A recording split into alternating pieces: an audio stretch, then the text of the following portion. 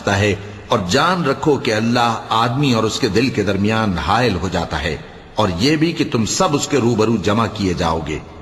اور اس فتنے سے ڈرو جو خصوصیت کے ساتھ انہی لوگوں پر واقع نہ ہوگا جو تم میں گناہگار ہیں، اور جان رکھو کہ اللہ سخت عذاب دینے والا ہے۔ اور اس وقت کو یاد کرو جب تم زمین مکہ میں قلیل اور ضعیف سمجھے جاتے تھے اور ڈرتے رہتے تھے کہ لوگ تمہیں اڑا نہ لے جائیں، یعنی ختم نہ کر دیں، تو اس نے تم کو جگہ دی اور اپنی مدد سے تم کو تقویت بخشی اور پاکیزہ چیزیں کھانے کو دیں تاکہ اس کا شکر کرو۔ اے ایمان والو، نہ تو اللہ اور رسول سے خیانت کرو اور نہ اپنی امانتوں میں خیانت کرو، اور تم ان باتوں کو جانتے ہو، اور جان رکھو کہ تمہارا مال اور اولاد بڑی آزمائش ہے، اور یہ کہ اللہ کے پاس نیکیوں کا بڑا ثواب ہے۔ مومنو، اگر تم اللہ سے ڈرو گے تو وہ تمہارے لیے حق و باطل کا فرق ظاہر کر دے گا اور تمہارے گناہ